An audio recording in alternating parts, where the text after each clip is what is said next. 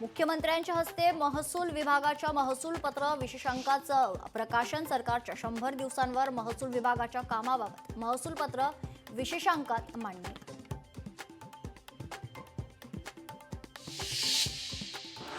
शक्तीपीठ महामार्गासाठी 1 इंच ही जमीन देऊ देणार नाही. शेतकरी संघटनेचे अध्यक्ष रविकांत तुपकर यांचा राज्य सरकारला इशारा.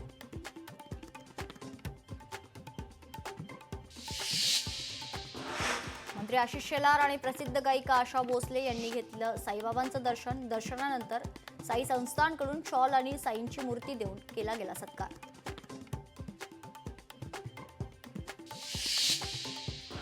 नाले स्वच्छता कामात मुंबईकर नागरिकांनी सहकार्य करावे. बृहन्मुंबई महानगरपालिका आयुक्त तथा प्रशासक भूषण गगराणी यांचं नागरिकांना विनम्र आवाहन.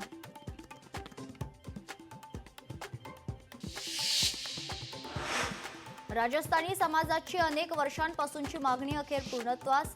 पुणे जोधपूर पुणे दैनंदिन रेल्वे सेवा सुरू करण्यात आलेली आहे. तर केंद्रीय मंत्री राज्यमंत्री मुरलीधर मोहोळ यांच्या पाठपुराव्याला यश.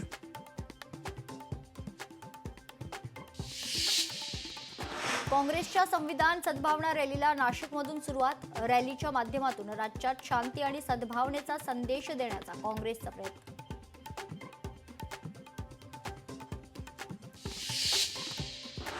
मुंबईचे पोलीस आयुक्त विवेक फणसाळकर उद्या निवृत्त होणार. मुंबईचे नवीन पोलीस आयुक्त कोण होणार याकडे सर्वांचं लक्ष.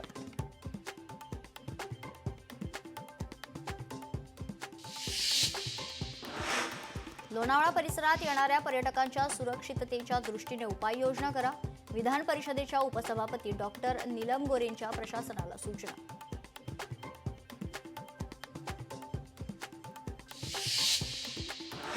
शेतकरी कामगार पक्षाला मोठा धक्का. पनवेल उरणमधील ज्येष्ठ नेते जयंत म्हात्रेंचा शेकापला रामराम. महाविकास आघाडीतून बाहेर पडण्याची म्हात्रेंची होती मागणी.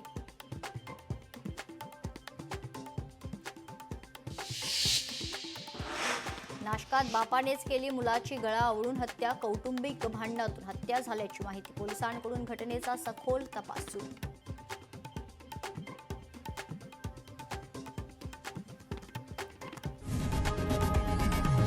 लोकशाही मराठी ऐका, पहा, जागरूक रहा.